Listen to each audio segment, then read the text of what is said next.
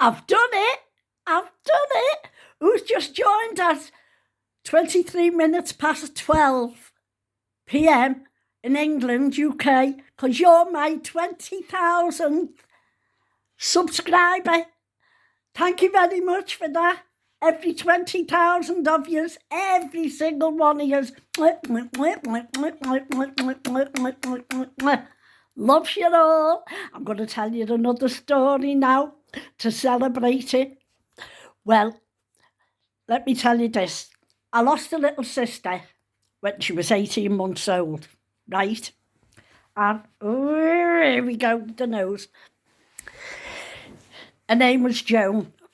I've never known what date she died, nothing. Could just know. Growing up, my mum used to mention her, my little sister.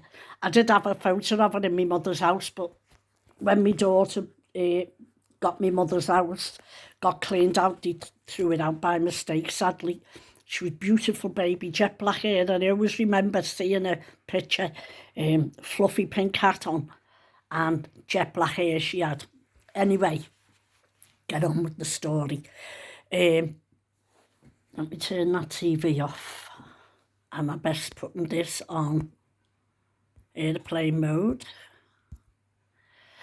Anyway, what was I telling you? Oh, I didn't know where she was buried or nothing. So my friend is Debbie Bennett of Debbie Bennett Funeral Directors in Prescott High Street, Liverpool. She's a very good friend of mine, her and her husband, Alan. And I've sorted all my funeral out with her. That's all done. Can't be bothered with the kids crying, picking the coffin and what have you. It's all done. Anyway, get on with the story. I rings her up and I said, hey, but Deb, I said, I've got a little sister. I said, she died years and years ago before I was born. I said, is there any way I can find out where she's buried? She said, leave it with me, Kat. This was in the February, 2 years ago it must be now. 2 years coming up this February, I think. Anyway, she said, leave it with me. I said, oh, this is very uncanny, and a lot of things uncanny, and I will show you another thing that happened to me down the cemetery. I'll actually go down and show you it. So she said, I'll get back to you. So I left it about a week, and I thought, oh God, and Debbie never got back to me over the funeral, over our Jones, where she's buried. So anyhow, I get back to her and I says to her, this is the beginning of March then, about the 1st. I said, Deb, did you find out where my little sister's buried? She said, oh God, you know what, Kat? Because she is mad busy. She said, you know what? I forgot all about it. I'll do it right now. I'll look into it right now. I said, okay. I had no deeds, no nothing, didn't have a clue. I knew she was buried in New Tree, but I didn't know where. Anyhow, I left it, and then 2 days later, she rings me up, and she says to me, you're not going to believe this, Kat. I said, what? What's happened? I said, oh God, what is it? I said, is she in a pauper's grave or something like that? She went, no. She said, she's in a family grave. She said, and it must be your grandfather that paid for it, Richard Kane. He's paid for it all. And she's, because I wanted to find out where she was buried, because I've always had visions of her on her own, and she's only 18 months old. And she said, no. She said she's with Richard Kane, Catherine, that's my grandmother, Sarah, I think that's my auntie, my mother's sister, James, all died young, TB, them days, James and, what's the other one? Michael. She's buried with them. I went, oh my God, is she? She went, hang on, you're not going to believe this, Kat. I said, what? What now? She went, you know today, which was the 3rd of March. I said, yeah.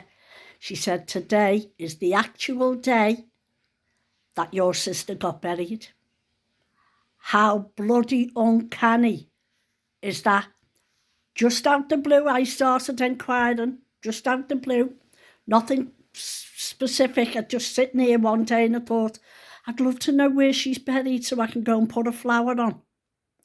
Anyway, I said, I thought she was in the pauper's grave, and no, it turned out that she's with 5 others, I think it is. Anyway, long story short, I ended up getting them a gravestone. The grave hadn't been, I went down, I put on the site, on the cemetery site, does anyone know where plot, whatever the number was, can't think now, 204, something like that, can't think now. Does anyone know where this plot is? So this fella, Andrew Bowett, or Borough or something his name was, he come on right away within about 10 minutes, and he said, yeah. He said, I'm looking at the records. She's in plot whatever on row thing. So I went, oh my God, I can't believe all this is happening so quick. And I said, oh God. So I went down there, I walked down there with him, and we're looking at the back of other stones. And it was just a patch of grass, what we could see, just a patch of grass. And I thought, oh, she's somewhere around here. And I said a prayer anyway. And then I thought, you know what? I'm going to get them a stone. I don't care what it comes to. I'm going to get them a stone. So I went to Harrison's in, no, it wasn't. A woman come on and said to me she'd read my story on the cemetery site and that, and she said, what a lovely story you wrote about finding your sister, and on the day she got buried, I'd like to help you with the thing. So I said, oh, okay. So she knocked £50 off anyway, and he ended up getting the stone. Delighted, absolutely delighted with the stone, absolutely delighted. And let me think where I'm up to now. So we went down, we found a thing, someone showed us where the plot was and that. So I ordered the stone, got the stone for them, got all the names on the stone and that, and it turned out it was about 65 or 85, I can't remember now, years since that grave was marked. So I owe my grandparents, I never met them. My dad died when I was 11 weeks old. Both grandparents, both sides, were gone before I was born. In 1948, I was born. So I'd lost both sides of them. I didn't know them. I didn't know my mum's brothers who died, or sisters who died, or nothing like that. And I got all the names and that, a beautiful stone. I will show you it. I'm going to take you down to show you it one day. I'll do a film about it, because another uncanny thing happened to me while I was down there. And I won't tell you now, I'll tell you as I'm down there with it. But so uncanny. Anyhow, got all that done. So this other day, takes new flowers down to my mum's grave. Fresh flowers, not fresh, not real flowers, only silk. I don't put real flowers on the grave because, for the simple reason, it attracts the slugs. Slugs go to it. I didn't want to do that. So I takes these fresh flowers, sunflower, and a lovely display of flowers on it. And I said to him, I just took the old ones out because they still look new. I just took the old ones out and I went to him, go and find a grave that's got no flowers on and put them on. I wasn't even looking where he was going. I was just busy wiping my mum's grave down and fixing it and that. So he goes and he puts the flowers on the grave and that, on this other grave. So finished doing my mum's and I stood up, said a prayer and what had you, said an eternal rest. And I says to him, where did you put them flowers, John? He said, it on that grave over there. Do you know when I went over? I kid you not. All the names on it were my mum's brothers and sisters' names. James, Michael, Elizabeth, which is my Auntie Lily, Elizabeth. I think there was a William, I can't remember which. I've got a brother William, or Billy, but we called him Billy. All the names And I went, John, look at that. I said, look at all the names on the thing. No, obviously not the second name. I said, look at the names on the grave. I said, they're all my mum's brothers and sisters' names, and her mother and that. I went, oh, I said, oh, isn't it? He said, I never even looked at it, Skell. He said, I just seen there was no flowers on, he said, and I just put them on. So that's another uncanny thing that happened to me. And me and him, in the summer and that, not so much the winter, in the summer we go down and clean all the graves, clean them all up and that, especially if it's babies' graves, especially. But I was so pleased with my grandmother and grandfather's gravestone, and I hope they were pleased with it. I think they will be, because it's a beautiful stone. I will show you. I will take you down one day when the weather's a bit better.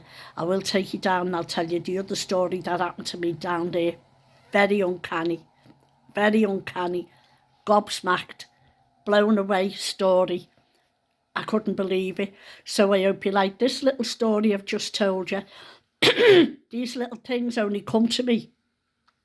Why that story's just come to me brain, because my gas cooker's not working properly, and I told Debbie Bennett, her fella's a gas fella, so I rung her up, so that jogged me memory about the gravestone. So that's why that's what prompted me to think on about that story, because I have to wait till they pop in my head of that.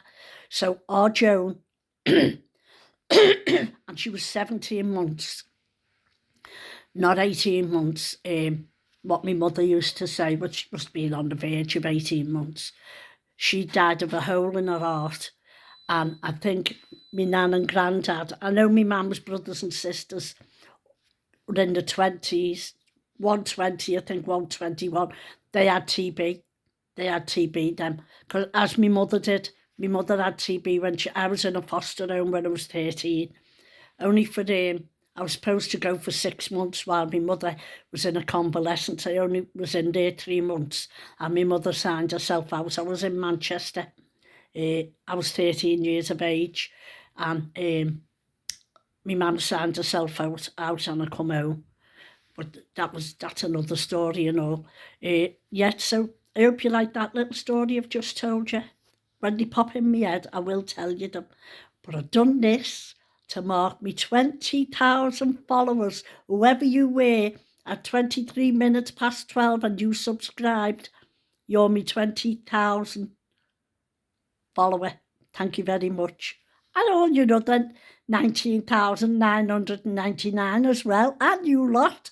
Yeah.